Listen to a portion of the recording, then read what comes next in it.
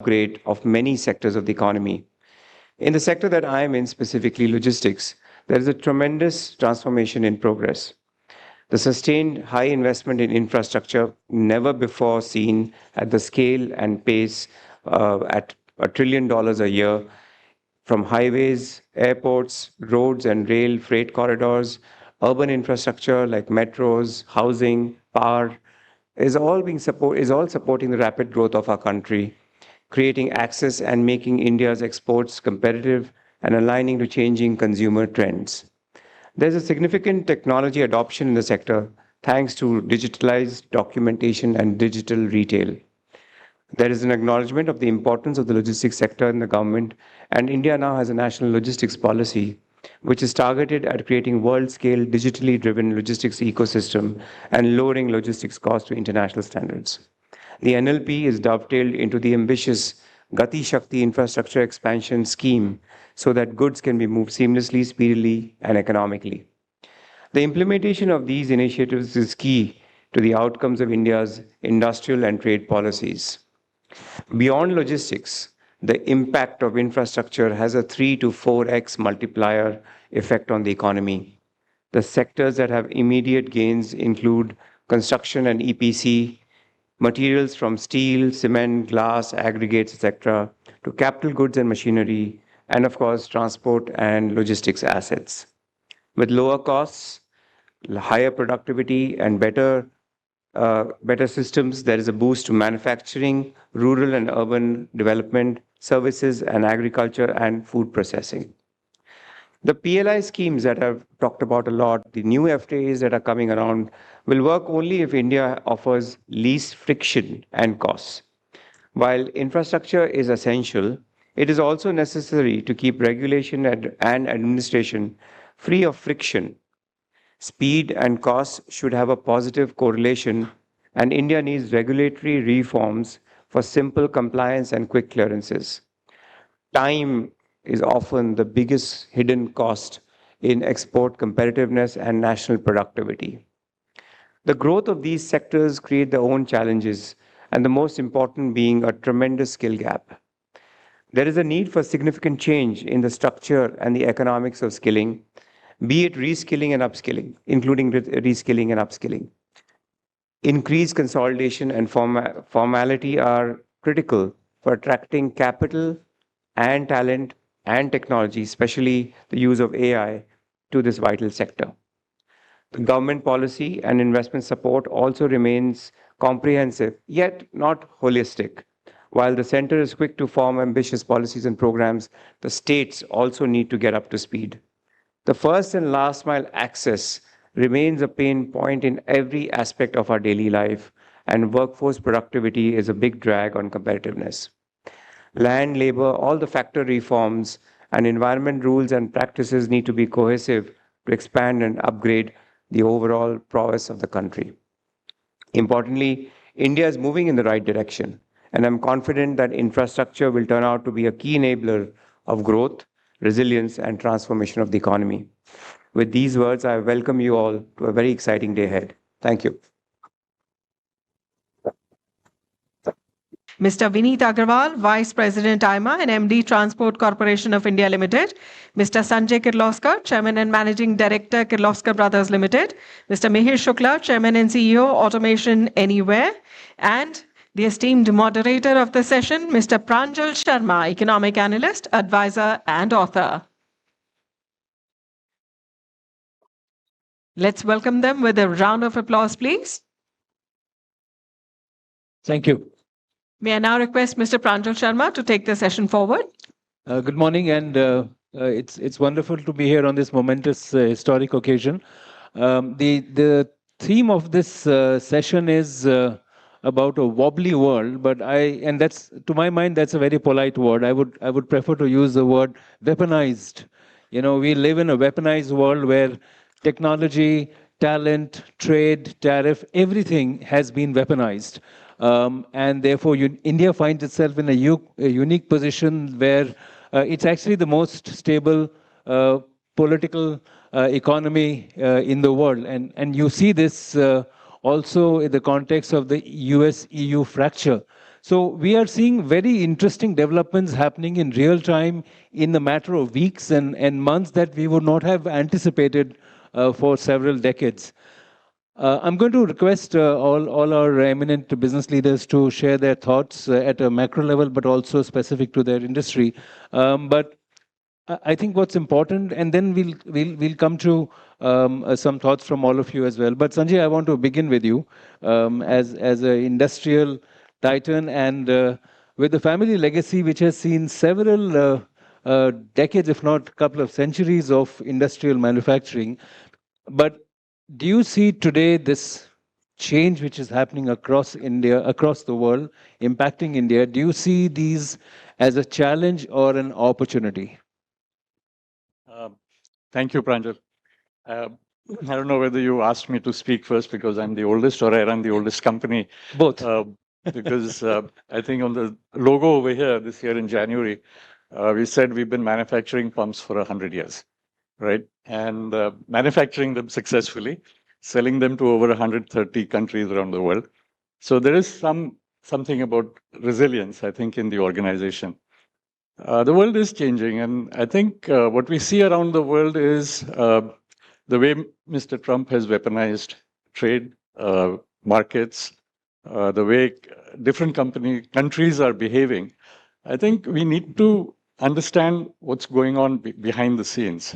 And my own example, or my own company's example, is that you can face the future with confidence if you have belief in yourself, right?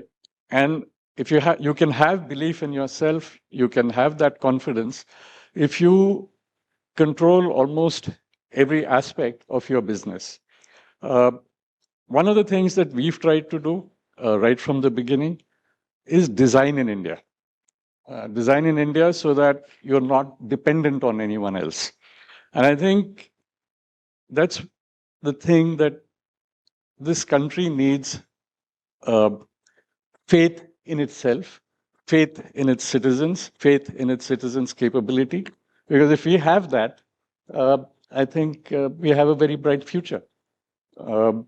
Companies that have been able to do that go on regardless. Countries that control all aspects of their economy, control technologies, have been able to do that. And I think that's what we should aspire for. So I'll stop over. Thanks, Sanjay. I think you made a great transition. I think faith is important, but some people would say we should also be careful about overconfidence. So we see shades of that occasionally. But Mihir, I'm going to request you to speak. He has come the furthest. Mihir is he's an entrepreneur based in Bay Area. And Mihir, from the perspective of technology, and as the name of your company suggests, automation, it creates excitement, but also creates anxiety. If we look at the technology-led shifts which are occurring and leading to changing business models in nearly every sector, from your perspective, how do you see this as a positive disruption, or do you see this as a negative destruction? I think first of all, thank you for having me here. I think everybody should accept the fact that AI has been invented and it cannot be uninvented. So at this point, you just have to assume it and move forward and make it your strength. We have customers in 90 countries, so I bring a global perspective there. If you think about countries with less population, this is a gift of a century, because countries with less population can now produce, with the help of technology, 10 times more. So those countries are going all in because there is no other option. Even on the battlefield, you can defend against a large army if you have technology and AI on your side. So you can imagine it is helpful to think about how everybody else is reacting. So now in that context, think about how should India react? In India, I'm basing this on a data. We have about 1,000 customers. So there are 10-20% customers are behaving as if there is no tomorrow, and they are adopting heavily and creating global competitiveness. While the others are still debating between labor or technology. I think we have to make it and. It is always labor and technology, like the way China did in manufacturing. And you move decisively forward because there is no other path forward. One of the key topics that we spoke with the leadership here is that India's future lies in applied AI. We should always develop our models, but we shouldn't chase West in pursuit of some kind of a technological superiority on models. Because the applied AI is the infusion of AI in every sector of the economy is the real power. If you think about Germany, who invented printing machine, Dutch used it to create a superpower. The industrial revolution should be leveraged by France. Instead, England used it to infuse in every part of the economy, became a Great Britain. I'm giving an example where diffusion of technology is the superpower. And that is where India should focus on. So one quick point on applied AI, and there is this huge debate about sovereign AI and sovereign technology. Now, how does a country like India balance between using the AI solutions developed in the US versus applying it locally? And you were at the at the AI Impact Summit, and you had a lot of conversations with our policymakers as well. What is the way ahead for a country like India? I think there I would divide it into some kind of a pyramid. So think about defense and critical infrastructure where you definitely need as much sovereignty as possible. And there shouldn't be any question about it, obviously. Outside of it, sovereignty is about control and not isolation. And you can achieve strategic control through various mechanisms. And I would focus on it. Take an example. If you can imagine creating a sovereign data center by a small player in India, but in the security environment that you operate on, with straight actors attacking different infrastructure, if you don't leverage the best of the security, the risk that comes out of security is far bigger than the sovereign risk, right? So sometimes in exuberance of sovereignty, we shouldn't create other risks. And there is a careful way to navigate this where, and I think India is doing a beautiful job of it, inviting global players, learning from it, creating a broad ecosystem, and then strategically move in a sovereign direction in a critical areas where the return is significant. That's a great point, Meher, in terms of balancing security and sovereignty, though, of course, it's a huge debate as well. But I'll turn to Vineet on this point, Vineet, because as one of the largest logistics companies in the world, you, based in India, are at a very interesting point where you are enabling internal commerce as well as foreign trade. Where is India on that front in a trade weaponized world? Are we in a position to actually take on what is happening? Are we investing enough in the trade infrastructure? Actually, I think that realization of investing into the trade infrastructure has just started off late.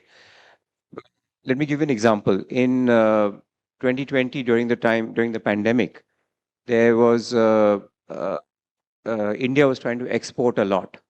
And at that point in time, of course, we are entirely dependent on our containers can only move by international shipping companies. And shipping companies from China actually did not call on India on purpose because they were able to then essentially block India's trade. They were able to capture some of that trade. So that was weaponizing trade directly. And at that time, we proposed to the government that India should set up its own container shipping line.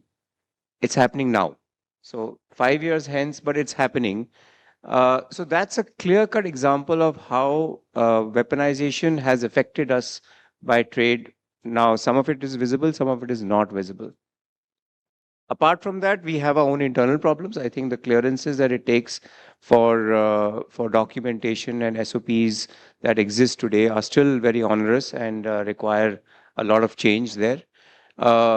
It has to be completely digitized. I mean, there's no question about anything having any manual. We don't want any manual stamping anywhere. We don't want go to this desk, go to that desk. No, has to be completely. Those 30 odd forms have to become one or two. Actually, worldwide, this also happens because they also weaponize this. If you're trying to export into some other country, they will have this documentation as well because they are trying to ensure that they protect the domestic trade. So, but we have to now grow much faster. We have to, and our merchandise trade today is at our our industrial or rather manufacturing is at only 17%, and it can only grow if we are going to export. That will be one of the biggest markets. So to do that, we have to get our trade flows and all these things that actually create bottlenecks completely eliminated. And I mean eliminated, not. But do you see that happening In at the pace steps. that you would like? In steps, not entirely. I think things like the whole logistics platform ULIP that started, Unified Logistics Interface Platform, where all documentation, whether it is for domestic trade or for international trade, is actually going on to a single platform, is a great step there. So we've started moving in that direction. We need to move much faster. Thank you. And Vishal, nothing moves without money. And since you are one of the biggest money managers in the country and the world, you mentioned very interestingly that India is a country with the longest pipeline of IPOs. That's, I think, a very interesting statistic at a time where markets are more than wobbly across the world. And you know, every other day you see a trigger for the markets to collapse and rise. So there is, you know, it's swinging between panic and exhilaration. You know, when you have a new software and a cloud version of Gen AI coming in, everybody crashes. And then, you know, when the Supreme Court in US stops the tariff, it suddenly goes up again. So how difficult is it to manage money and to keep steady capital flows at a time when you don't know what could be the next trigger for panic? Well, that's a great question. I wish I knew the answer, but honestly, we have never seen this kind of volatility that we have seen in markets in the last couple of years. Of course, it's partly due to the largest country in the world pushing its weight around the world. In a manner of speaking, you can call it weaponizing, but in other aspects, you can say they're actually protecting their turf. But I think that is here to stay. I think volatility is here to stay. See, if you look at the world, you've got three large engines of growth. You've got AI, you've got defense, and you've got global infrastructure. And India needs to have an important play in all of them. And the important aspect is that these changes in AI are profound. Just to give you an example, when we were in Silicon Valley together, courtesy one of Vineet's friends, we had a trip down into a company called CloudChef. CloudChef is a company which is built by an IIT Mumbai engineer. It's funded by, again, an Indian who spent a lot of years in Google. And they have robots that made us save puris. And all of the save puris looked the same and they tasted the same, right? And these are robots making save puris. I mean, my grandmother couldn't make save puris which looked the same and tasted the same, right? So things have changed a lot and they're going to change a lot. And India has to make sure that we have a play in AI. And it's hard to see where the play is today. But I'm sure it'll emerge. AI will have a lot of implementation services as a broad term required as enterprises more and more adopt to AI. India already is, from a consumer standpoint, one of the largest user bases in the world for AI. So I'm sure we'll have their play, but we need to navigate that well. Defense, sovereignty, defense comes number one. And we cannot become a superpower in the world unless we don't have a super powerful defense. And I think the government and PMO recognize that, and all efforts are being made to get there. And as Sanjay mentioned, there is a lot of spend on the India infrastructure side. Government's taking the lead, and hopefully we get there. So all in all, I think if from your investment perspective, you're going to see a lot of volatility that we expect. But if your horizon is 3 to 5 years out, and a horizon is always very important when you're putting money to work, I think I remain very bullish on India. So, Vishal, one supplementary question. There seems to be a lot of money sloshing around, but is it going in the right places? One gets to hear that a lot of the IPOs, a predominant set of companies have a tech footprint, but there are discussions that certain sectors are not getting adequate money. In your view, where should, as a country, as an industry, where should more money be put and invested? Ranjil, don't asking for stock tips. No, not yet. That's going to be behind closed doors.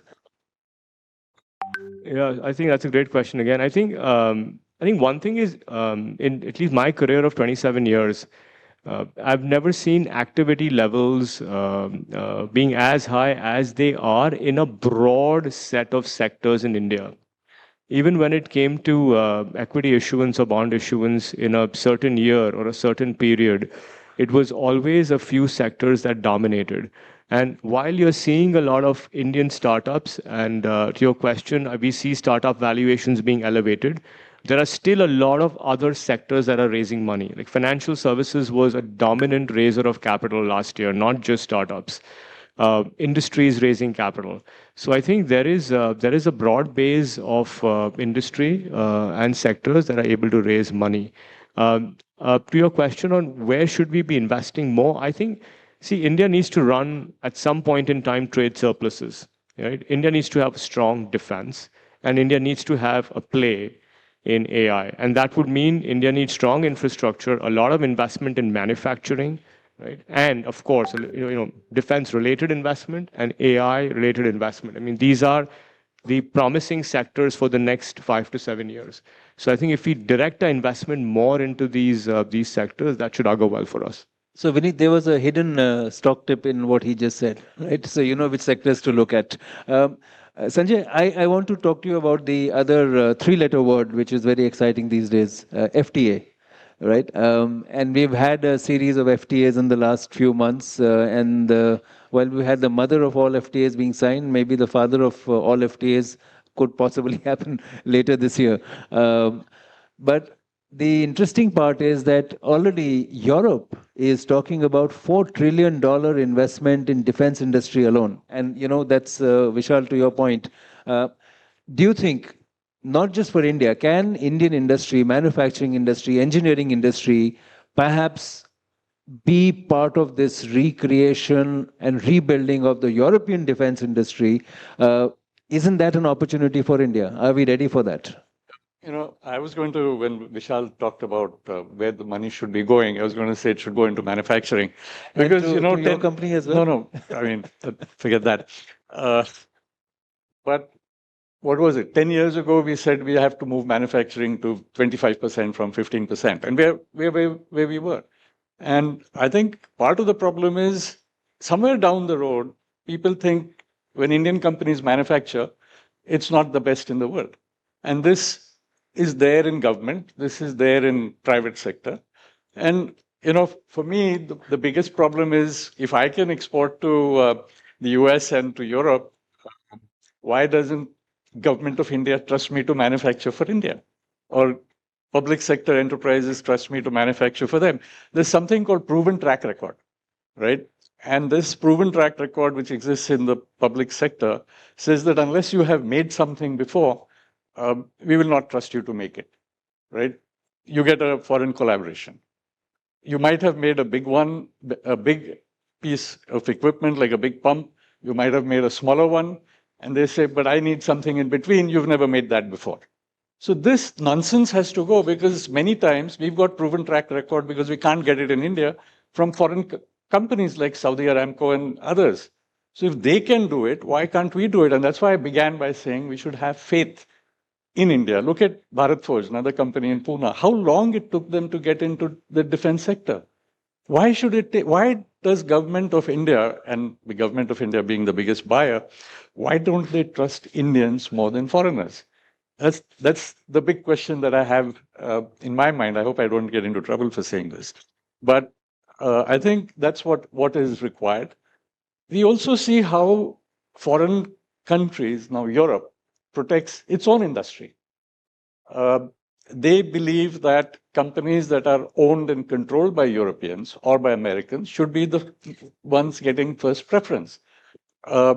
We were trying to supply to the city of Dallas stormwater pumps. We are the world's largest manufacturer of something called concrete volute pumps. A guy came, he said, I've never seen a company in India like this before.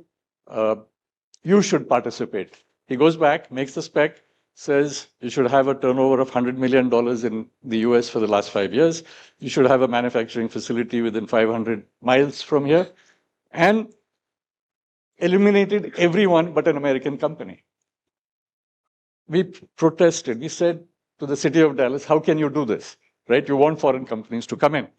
And they said, you know, these specs meet state and federal rules. We want you to participate. Now, you know, somehow we do not protect Indian industry like they protect. They want us to open up our markets. Recently, I was at a Maratha chamber function where the person who was speaking pointed out that some of the largest companies in India are owned by foreign companies, right, in their respective sectors. Possibly largest bank is owned mainly by the foreign individuals or foreign owners. So step by step, he mentioned different organizations, and he said, you know, we are already open to the world. The world is not open to us. So I think put faith in Indian industry. Indian industry will deliver whatever you want. I mean, 200 years ago, Mr. Wadia made a ship which was used by the Royal Navy, right? So if we could do that 200 years ago, I'm sure we can do it now. Indian manufacturing can do it. That's a great point. I'll come to Vineet on this, Vineet, because one question to you, broad, is it seems from what Sanjay says, even Indian industry does not believe Indian industry. You know, we understand that there is a procedural issue between government and private sector. But at a time when now, for example, we are focusing on manufacturing containers in India, manufacturing ships in India, how can this distrust between or within the Indian industry, especially in manufacturing and selling, how can that be reduced? I think it's not an easy answer because, you know, this is a legacy problem. I think we come from years of bureaucracy that has just stifled us to an extent that we don't want to think beyond a certain. And sometimes I joke with some of my friends is that if you do not, and we believe as Indians, is that if you cannot do something in this lifetime, maybe you'll do it in the next lifetime. So it doesn't matter, let it take its own time to finish. So I think essentially that we have to get out of that rut of just doing what we were doing and have that confidence that yes, we can do. And you know, Sanjay's company is a great example what has transpired in the Indian economy and how and of course ultimately it's collaborative. I think the government has started to listen. The government understands it, but there's obviously the thrust has to come from both. Government cannot be only doing the spending. I think we have to remember that also. We cannot be over dependent on government spending because that will just crowd out private investment entirely. So the push has to be with a mindset change. And that mindset change is what actually does not happen in one shot, but it's sometimes a generational change. But I think sometimes I also believe that we don't have time for a generation because, you know, several shorter generations will pass before we wait for that 20-year cycle. I think we should treat each other as partners. We should not worry about whether we're private sector, public sector, government, whatever. We are Indians, right? And we should trust ourselves more than anyone else. I think that's a very key and profound statement. I think trust within ourselves and within our own systems has to be enhanced. Amir, I want to talk to you, and maybe you could just do a short introduction about Automation Anywhere as well, in terms of what you are doing and how you see automation changing industries globally. And then I'll come to you. And, you know, there's a question which we've got from some of you about, for example, how AI is changing finance. And I'll come to you on that, Vishal. But maybe, Mihir, you could talk about the concept of Automation Anywhere and how should industries and many of the business leaders and young professionals present here, how should they even begin to embrace this? You said it very well that it's not human or technology, it's human and technology. But sometimes the relationship is so complex, it's difficult to figure out how to embrace. So Automation Anywhere is an AI and automation software company. We today run 430 million AI digital workers on the planet in 90 countries. Soon there will be billion of it. In certain countries, the ratio of employee to a digital worker is 1 to 20 already. So it might give you a sense of where some people think that's future, but part of the future is already here, and you can see it. When you have billions of this digital worker, now this is not new. Like this happened in manufacturing already. We have billions of devices. Maybe each one of us have 10 different devices for every person. So this has already happened, and we have seen what that does. Now it's happening in the knowledge worker industry. In context of India and its connection to the labor, one of the things I highlight is we naturally think of AI as a replacement for labor. And maybe it is something about it that takes us there, because we are thinking, what does this mean for me? Versus you step back and say, what does it mean for everybody around me? Then you arrive at a different answer. So take an example, a company has three resources. You have capital, you have material, and you have labor. Now, if you think about a manufacturing industry, the cost of labor is in single digits. Am I right? Right. And the Indian labor cost is 1/3 or 1/4 the price of the China.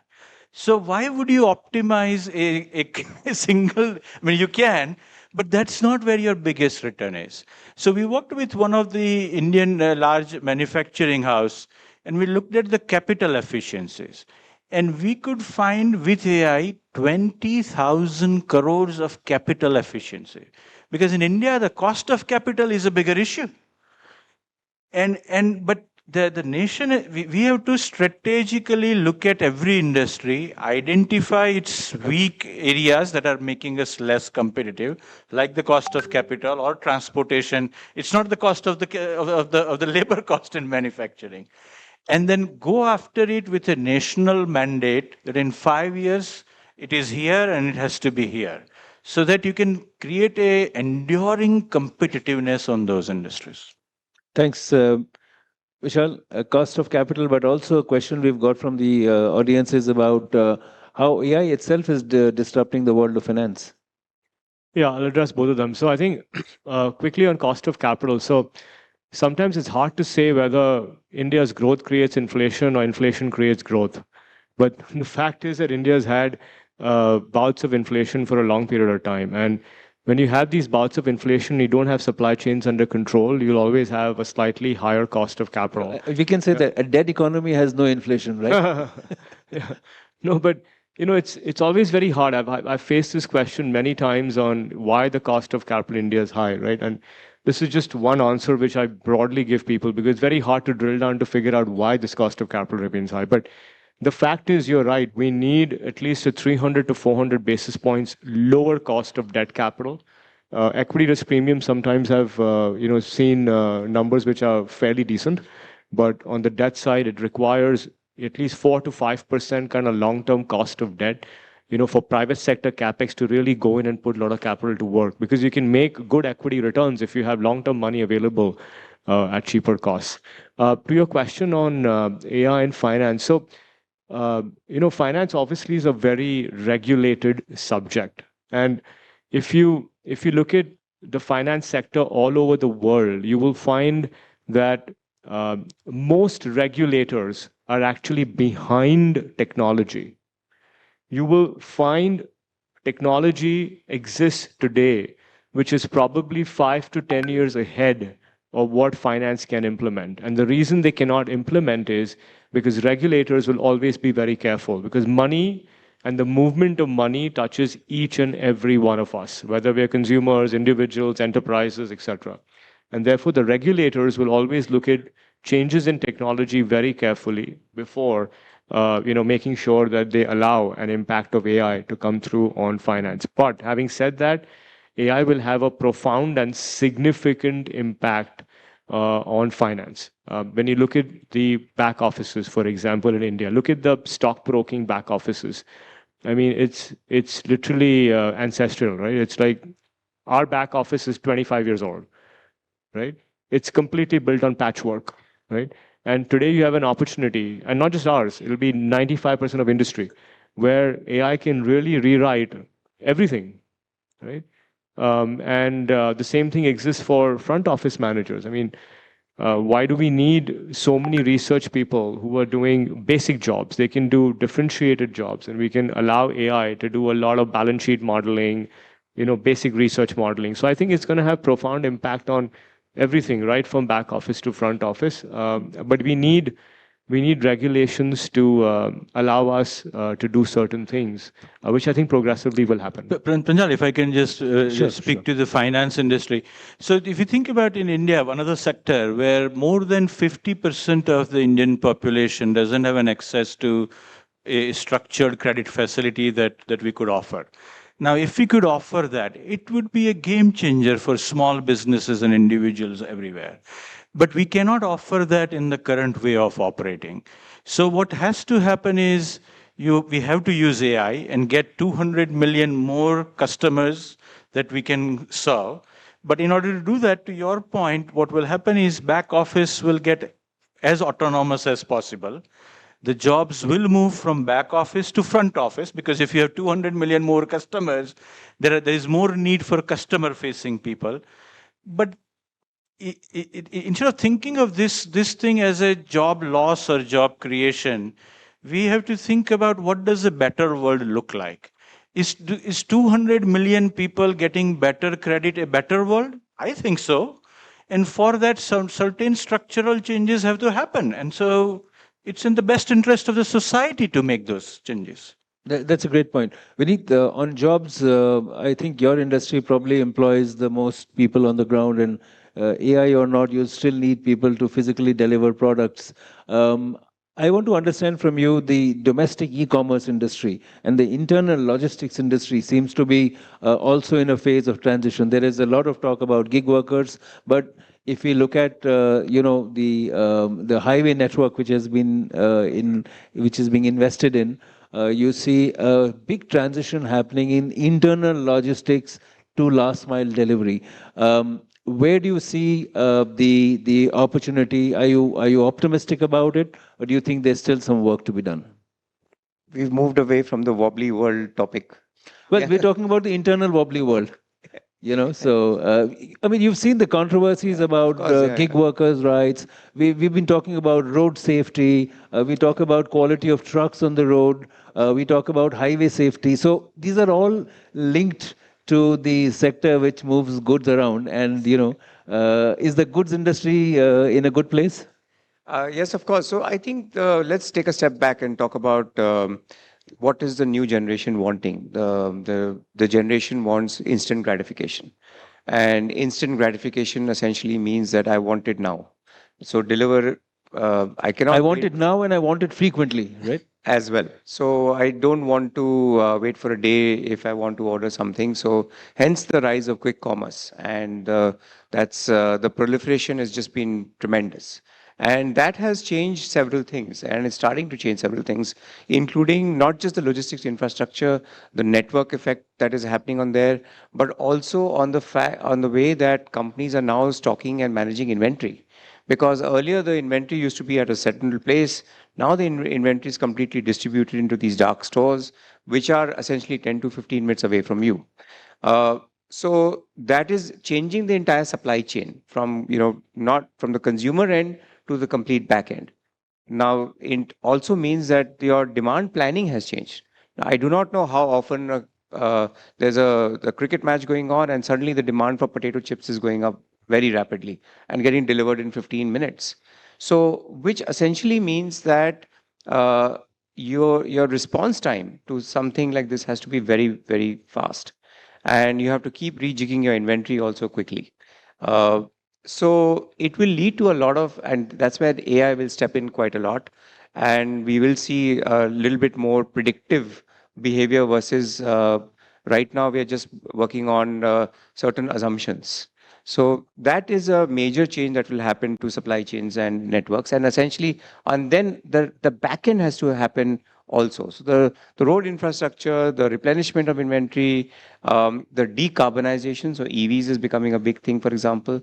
I think those are bigger game-changing events that are starting to happen, which I think infrastructure is going to now move from top of mind to hygiene. Are there And any other things will estimates, step in. Vineet, what kind of job or work opportunities? I'm not saying job or employment in the classic sense, but do you see your industry being amongst the biggest provider of work and livelihood in the coming years? Amongst, yes, till the time robots start making deliveries. But yes, today also the jobs are changing. The rider who used to essentially just take the material and deliver to your house has actually changed his job profile. He's also now picking the material in the dark store. So he gets a bag and he gets a slip and he goes around quickly inside the dark store, picks up those items, maybe it's a potato chip packet, and puts it in his bike and leaves. So the skilling has changed also, the job nature has changed. And certainly I think for the foreseeable future, this sector will will create more jobs. Thank you. One last point, because we want to end on time, Sanjay. The point about you were, I think more than 10 years ago when I wrote my first book on Fourth Industrial Revolution, you were talking about 3D printing and additive manufacturing. You were way ahead of the curve and you kept it quiet, of course, until I wrote about it. What is the future? Is 3D printing, additive manufacturing, new forms of manufacturing, is that being adopted in India? I think it's been adopted across the organization, at least. Pumps are the second oldest machine invented by man, right? And so what do we do? The question over here that I've received is AI plus QC. Quality control. Quality control. Everyone's moved to quality assurance. With 3D printing, an opportunity or a challenge against library of intellectual property and design engineering. I think all of it works together. So what we have done is we have an AI model. We've digitized, whatever the word is, all our drawings and everything. We have a photograph library. And the way we are using it actually is that you get a damaged part from a customer, someone's equipment is down. Our model recognizes the damage. We're able to understand what the damage is, what it is going to cost to repair it, the time it will take to repair it, right? We have hydraulic knowledge within the company to rebuild that part if that is required, and make the drawing, send the file to the 3D printer. So, everything can be done much faster with the combination of the new technologies that are coming in if you use them in the right way. And I think what is most important for us is education.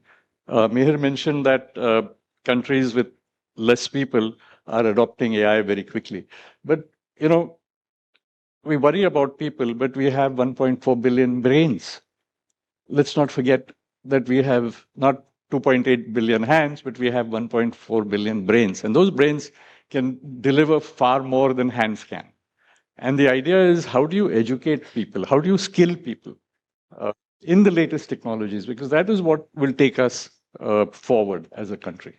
Thank you so much. At this point, I'm going to end the session. I think the world may be wobbly, but it seems that we are in the most stable place in the world right now. And I think we have to make sure that that stability is harnessed into very productive and constructive growth for ourselves, and leveraging all the opportunities that the chaotic world is creating, because, chaos creates opportunity. Please join me in thanking all the speakers over here.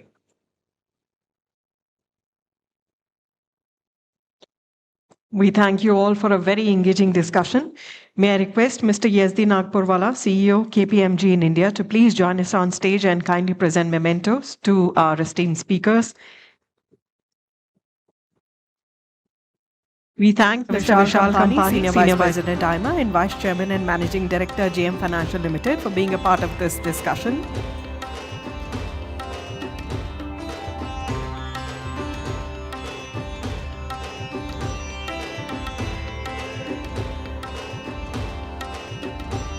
Our thanks to Mr. Vineet Agarwal, Vice President AIMA and Managing Director Transport Corporation of India Limited.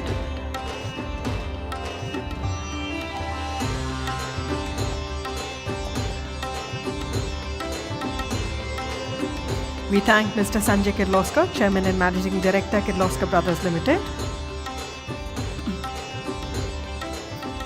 We thank Mr. Mihir Shukla, Chairman and CEO, Automation Anywhere.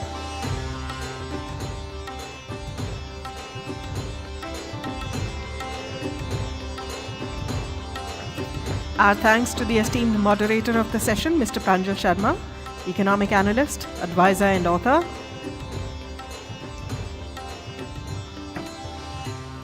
Thank you, Mr. Nagpurwala, for joining us on stage to present the mementos.